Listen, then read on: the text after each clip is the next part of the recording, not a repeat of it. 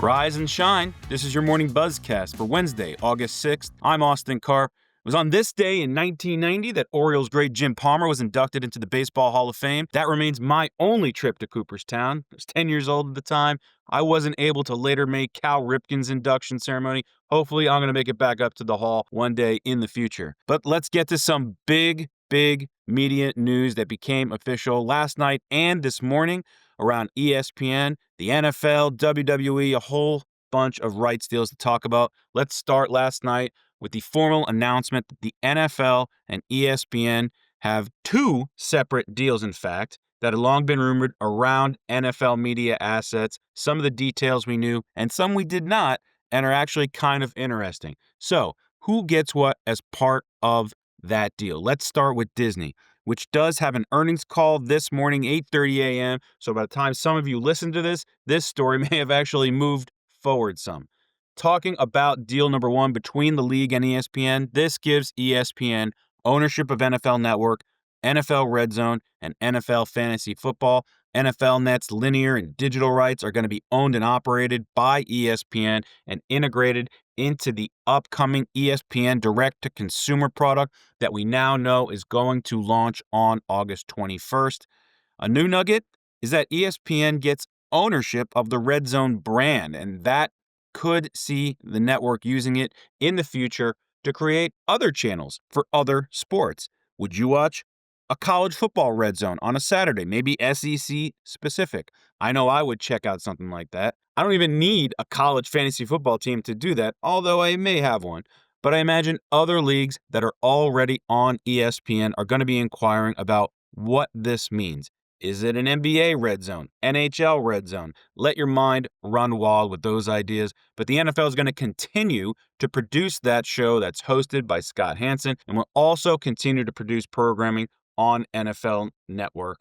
You really cannot emphasize enough how important this sort of NFL content is for this ESPN direct-to-consumer product. Content is king, and the NFL has it in spades. ESPN Plus right now has around, just under 23 million subscribers. Those are going to be part of the ESPN DTC effort. You inject NFL Network, more NFL games, NFL Red Zone, and other properties into the mix.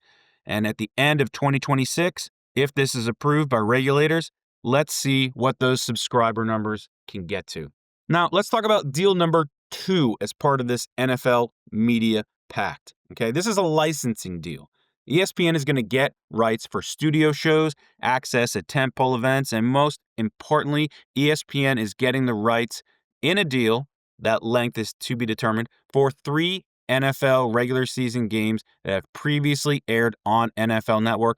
That's going to give ESPN a total of 28 games during a season. The NFL, though, is going to keep 4 games that it could potentially put out in the market, games that it could presumably sell to other new partners or existing partners. We've seen the NFL slice and dice and offer games up to the likes of Peacock and Netflix and YouTube TV and others. So there will be 4 other games potentially out there. ESPN, as part of this licensing deal, also will adjust its overall NFL schedule with 4 games, including some of those overlapping windows that we've seen in some recent seasons for Monday Night Football.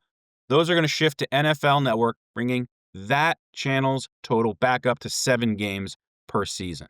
And what does the NFL get in all this? They get 10% of ESPN. They get out of the declining cable TV business. They also retain control of NFL media properties such as NFL Films, NFL Plus, NFL.com, the NFL Podcast Network, the NFL Fast Channel, and the official sites for all 32 teams. The league also retains rights to distribute NFL Red Zone digitally, like it has done with YouTube TV. Like I said, all of these deal points are subject to regulatory approval, and that could take up to the better part of a year under the best of circumstances. Toss in the frenetic nature of this presidential administration, and who knows? All it takes is a post on Truth Social or a Fox News or CNBC interview, and all of a sudden, some hurdles could appear. I'll save any more on those angles for your Political or Axios podcast. But best case scenario here, this deal would be in place for the 2026 NFL season. All right, now let's talk about what we're going to call, I guess, deals 3 and 4 between the NFL and ESPN. A busy morning, so stay with me on this one. The biggest one is that ESPN and the NFL are extending a deal for the NFL draft. Sources tell SBJ that is going to go through 2030. That would not only be the 50th year of the NFL draft on ESPN, but it would also coincide with when the NFL has an opt-out on its Monday Night Football deal. So the draft staying with ESPN, but sources also tell SBJ that the pact is non-exclusive and does not preclude the NFL from bringing in other potential media partners for the draft or having any sort of draft coverage in the short term on NFL Network. So we could see maybe a digitally native company platform come in as a draft partner. That's still to be determined. But we know we're going to see a lot of draft coverage be part of direct-to-consumer, which is going to be launching again August 21st. You'll see some elements on Disney+. And the fourth part of this deal between ESPN and the NFL is about some preseason games this season that you're going to see on the direct-to-consumer product. That's probably in the last week of those games. ESPN's DTC offering will essentially bundle with NFL Plus. That's the league's DTC service. For some select out-of-market preseason games, that's a 2-season deal and gives ESPN DTC subscribers the ability to watch NFL Network and NFL Red Zone through NFL Plus starting later this preseason. Again, that is separate from the overarching NFL media deal that has yet to get regulatory approval. These are short-term licensing deals.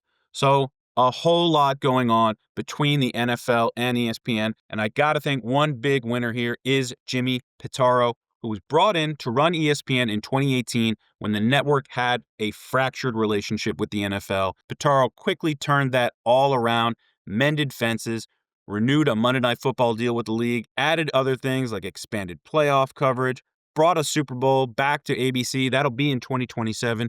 And now the league has an equity partner, has an equity stake in ESPN. 180, complete change for the relationship there. So shout out to Jimmy Pitaro for getting that done. But enough about the NFL and ESPN, at least for now. Let's switch to basketball and the sales situation with the WNBA's Connecticut Sun continuing to take some strange turns. My colleague Tom Friend cited sources Tuesday as saying that the league is opposed to a second bid for the Sun that would move the team to Hartford, as the league remains intent on directing that team to one of the 9 cities that lost out on expansion last month. Former Bucks co-owner Mark Lazary is the lead investor of a Hartford-centric group that has reportedly offered over $300 million for the franchise. This comes on the heels of a $325 million offer from Celtics minority owner Steve Pagliuca, but sources tell SBJ that because Hartford, like Boston, did not apply for a franchise in the most recent round of expansion, the WNBA Board of Governors is almost certainly, right now, going to vote against a relocation to either of those cities. But sources also noted that any team that purchases and moves the Sun will have to pay an additional undisclosed relocation fee, which would likely push the overall purchase price to over $400 million, maybe even more. Under that scenario, you got to think a group like Houston, which has been led by Rockets owner Tillman Fertitta, is likely the WNBA's preferred choice to buy the Sun and would pay roughly $300 million to the Mohegan Tribe for the team, and then anywhere from $100 to $150 million or even more for that relocation fee. Now, all this could be a play by the league to drive up the price for the Sun to maybe even over $500 million, but wow, these price tags for WNBA teams are skyrocketing. Outside of Houston, the other 8 cities that lost out on expansion: Austin, Charlotte, Denver, Jacksonville, Kansas City, Miami, Nashville, and St. Louis. Those markets ended up losing out to Cleveland, Detroit, and Philly, which did get expansion teams. Now, Commissioner Kathleen Engelbler had enough drama on her hands with collective bargaining talks, and these prices may not make things easier in those talks with players who want a much bigger cut of the pie. But again, the WNBA is still not yet a moneymaker, and P&L still matters with collective bargaining. Still lots to work through at the W. All right, let's wrap things up this morning with some quick news and notes. A positive season for the PGA Tour on CBS, which wrapped up its coverage with the Wyndham Championship last weekend. It was CBS's best average with the tour since 2022 and up 12% from some pretty bad numbers last year. NBC now has the FedEx Cup playoffs and then the Ryder Cup. Looking at some college news, my colleague Ben Portnoy reports that the NCAA governance structure is set to be overhauled as a sweeping change was approved in the way the organization's committees are structured, and that's going to grant more widespread control to the Power Four conferences. That's the ACC, Big 12, SEC, and Big 10. ESPN may be in its last ride with Sunday Night Baseball, but the MLB package is on pace for its best viewership since 2017. Sunday Night Baseball is obviously part of that expiring package of rights that includes the Home Run Derby, Wild Card Round, and a select few other games still out in the market, that deal. A couple of other rights deals did get done. USA Gymnastics is sticking with NBC, and Fox Sports is going to be sub-licensing some Big 12 men's basketball games to Peacock. This deal is of particular note as it now means the Big 12 is going to see its product broadcast by each of the 5 major networks in the college sports space: Fox, ESPN, NBC, CBS, and TNT, all getting some Big 12 action. Brett Yormark spreading the love there. Keep your eyes on the Marlins during these dog days of summer. The Marlins swept the Yankees over the weekend at Lone Depot Park, and in doing so, they set a franchise record for the largest combined attendance for a series at the ballpark, a total of 101,000 or so fans for the 3-game set. July also ended up being the most watched month for Marlins games on the FanDuel Sports Network there in Florida since September 2023. And a fun one here to close things out for all you minor league baseball fans. The AAA Syracuse Mets are changing their name. That club was bought by Diamond Baseball Holdings in December, and the group has a tremendous opportunity to add to the stable of fantastic names around minor league baseball. I'm talking names like Jumbo Shrimp, Rumble Ponies, Iron Pigs, Space Cowboys, Rubber Ducks, Yard Goats, Trash Pandas, Blue Wahoos, Sod Poodles, and Spartan Burgers. Bring your A game with those suggestions, Syracuse fans. So, that is your morning Buzzcast for Wednesday, August 6th. I'm Austin Karp. I hope everyone has a very positive hump day. Make good choices out there, and I'll speak to you all again tomorrow.